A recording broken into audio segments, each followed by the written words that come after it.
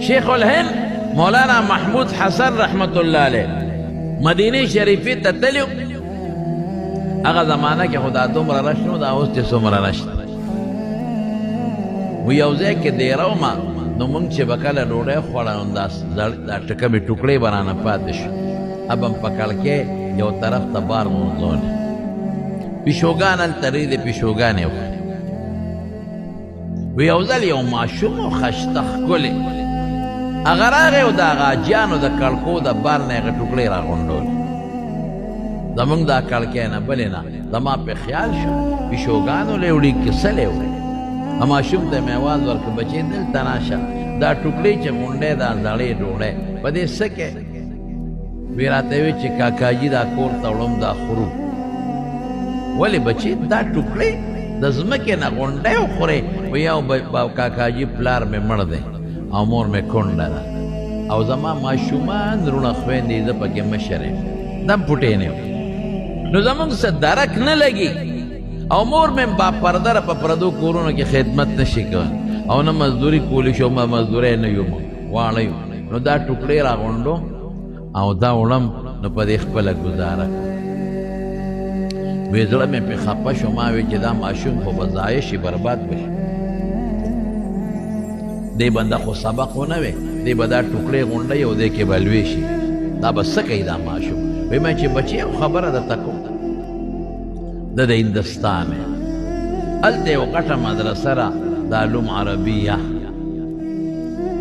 او په دیوبند کې کلي دی هلته ده دیوبند د کلي نو او زه هلته استاد یم د حدیثو. نو بچې خوښه رېدنه چې ځان سره دې بوزم علم به وکړي.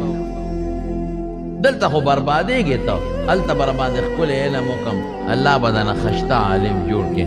بیا راځه مدینې منورې ته او د حضور پاک په کلي کې د پیغمبر مبارک د حدیث او د دین خدمت کوم.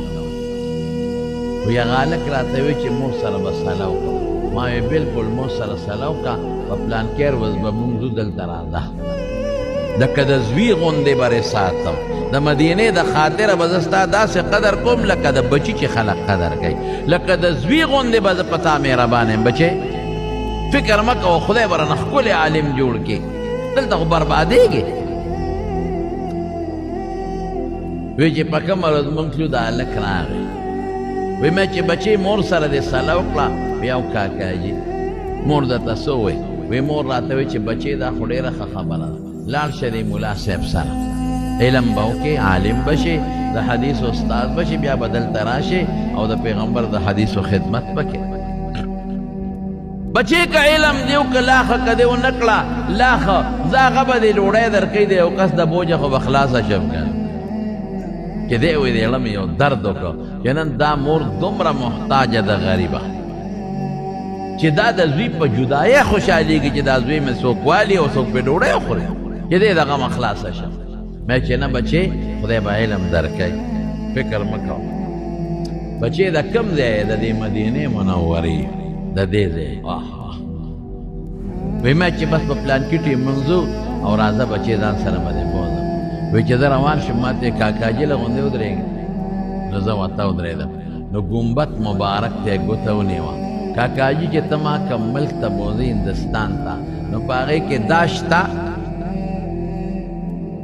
ریړه مې یو درز وکړه چې بچې هوښیار یې هوښیار بچې دی. پوه شوم زه پوه شوم.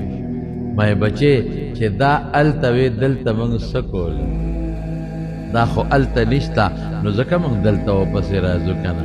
وی کاکاجي مه خفه کېږه نارې به او تېرې کم دا ټوکړې به راغونډې کم زه دې ضایع شم ما نه دې هېڅ شی جوړ نه شي خو د دې ګمبد پرېښودو ته تیار نه یم. ما له خدای د دې ګمبد د سوري لاندې ژوند راکړه دا پرېږدم هندوستان ته لاړ شم